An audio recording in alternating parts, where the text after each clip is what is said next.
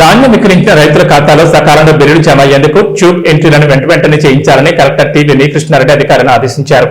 ఏర్గట్ల మండల కేంద్రంలో ధాన్యం కొనుగోలు కేంద్రాన్ని కలెక్టర్ ఆకస్మికంగా తనిఖీ చేశారు. స్థానిక తహసీల్దార్ కార్యాలయాన్ని సందర్శించి భూభారతీయ దరఖాస్తుల పరిష్కారం, స్పెషల్ ఇంటెన్సివ్ రివిజన్ సన్నాహక ప్రక్రియ అమలు తీరుపై సమీక్ష జరిపారు. కొనుగోలు కేంద్రం తనిఖీ చేసిన సందర్భంగా ఇప్పటి వరకు ఎంత పరిమాణంలో ధాన్యం సేకరించారు, ఎన్ని లారీల లోడ్ల ధాన్యం మిల్లులకు తరలించారు, ఇంకా ఎన్ని లోడ్ల ధాన్యం కేంద్రానికి వస్తుంది, వరికోతలు పూర్తయ్యాయా తదితర వివరాలు అడిగి తెలుసుకున్నారు. మిల్లులకు ధాన్యం పంపిన వెంటనే దిగుమతి చేసుకునేలా పర్యవేక్షణ జరపాలని, వెంటనే ట్రక్ షీట్లు తెప్పించుకుని ట్యాబ్ ఎంట్రీలు చేయించాలని ఆదేశించారు. పెండింగ్ లో ఉన్న ట్యాబ్ ఎంట్రీలన్నీ ఈ రోజే పూర్తి చేయాలని అన్నారు. అంతకుముందు తహసీల్దార్ కార్యాలయంలో కలెక్టర్, రెవెన్యూ అధికారులు, సిబ్బందితో సమీక్ష నిర్వహించారు.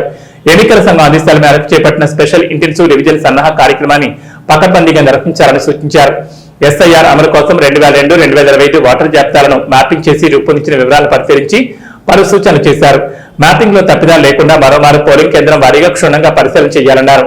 భూభారతి, రెవెన్యూ సదస్సుల్లో వచ్చిన దరఖాస్తులను వేగంగా పరిష్కరించాలని సూచించారు.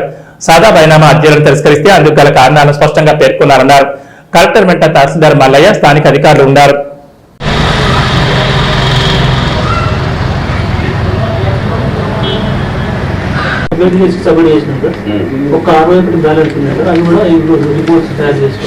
సో రిమార్క్స్ అంటే ఏం రాసుకొని చూపిస్తారు మీరు. రిజెక్ట్ అన్ని చేస్తే అయిపోతుంది కదా అని just not application just 20 common. ఇప్పుడు ఆ 20 యాక్సెప్ట్ చేసిందా, రిజెక్ట్ చేసింది? అలా రిజెక్ట్ చేసిన సార్, ఒక 2-3 యాక్సెప్ట్ ఉంటే యాక్సెప్ట్ చేసిన.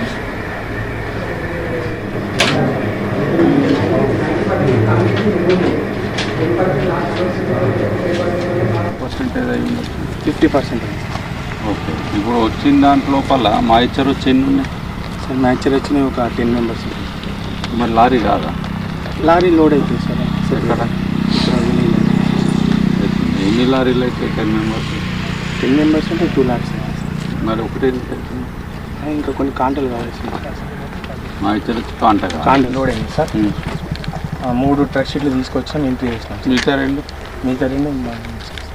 లేదు అందుకని స్లో అవుతుంది. మరి డ్రై అయితే పడిపోదా?